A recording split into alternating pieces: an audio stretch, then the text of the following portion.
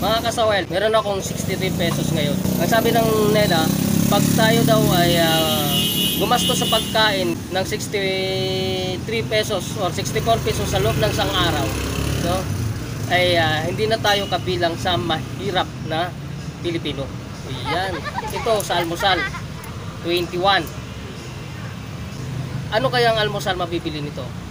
Kape. Ang kape dito ay 15. May 6 pa. Ang pandesal ay 5 piso. May sobra pa. Sobra pang piso.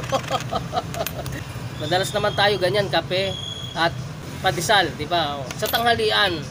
Ano kaya sa tanghalian? Di ba? Tanghalian. 21 ulit. Ngayon, ano kaya mabibili mo sa tanghalian? Ang kanin ay 15. Yung natitirang 6 pesos ay sabaw. Tapos may natitira pag 21. Yan, 21 pa. Sa hapunan naman, ano kaya naman ang ating bibilhin? Siyempre, sa hapunan, magkakanin ka ulit. Sabaw na naman, yun ang kaya eh. Diba? Sabaw, anak ng patik.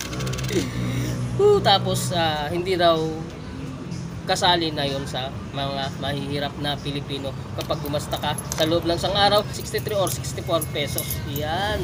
Ang NEDA kasi sinabi lang nila na hindi nakasali sa mahirap na tao yung ganun. Kasi meron naman panggastos, di ba? Ang tinutukoy nilang mahihirap talaga, yung talagang walang panggastos, walang pambili, walang makain, no? Hindi po mahirap yung mga yun, mga pulubi na pulubi.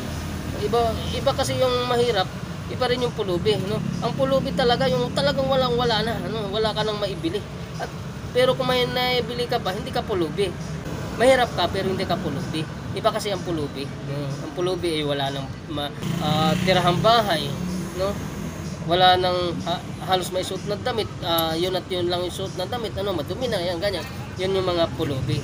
Yun yung walang pera, pero pag may pera ka pa, hindi ka pa pulubi, no? Pero mahirap tayo. Kahit may pera tayo na 64 or 63 pesos, talaga mahirap tayo nun, no? At NEDA, wag nyo sabihin hindi mahirap, no? Kasi isa sa mahirap, kasama yun sa mahirap na tao, no? Grabe naman kayo. Ikaw, taga NEDA, yan, itong 21 pesos, mag-almusal ka, magtanghalian ka, sige nga, baka magreklamo ka, no? Hindi kayo sanay na sa almusal nyo 21 pesos, tanghali nyo 21 pesos, sa hapon 21 pesos, hindi kayo sanay yan. Ang galing nyo magpayo, galing nyo mag-advise sa gobyerno, diba? Pinapalakas nyo ang loob. Yan, diba mga taga NEDA? Almusal, tanghalian, hapunan, gamitin nyo yung 21 pesos, kayo mismo ipakita ninyo. Ipakita ninyo. Yun. Hello po, good morning. Morning. Good Wala morning. pang pasero. Wala pa. Relax muna si Brad. Okay. Ligaya. Tuloy-tuloy daw ang ligaya namin, no? Okay. Hindi kasi, sabi kasi ng NEDA, pag gumastos ka ng 63 or 64 pesos sa isang araw, gastos mo sa iyong pagkain, hindi ka raw mahirap. Ganun ba? Oo. Hindi ka raw kasali sa mahirap na tao.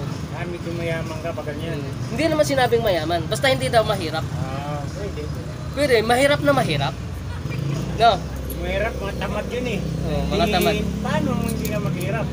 Hindi ko makayod. Hindi ko puro inom lang. Diba? Yun, oo. Paano yun? Kailangan magsumikap. Yan, di ba? Tama. Oo. Tama si Kuya. Okay mga kasawal, maraming salamat sa inyo lahat, sa inyong suporta sa aking channel. At kung hindi pa kayo naka-subscribe sa aking YouTube channel at Facebook channel, ang YouTube channel ko po ay So Wild Vlogs at ang aking Facebook ay Gilbert Bangkeles. Yan, mga kasawal, ano pang hinihintay nyo? Mag-subscribe na kayo mga kasawal para updated kayo sa aking mga upload.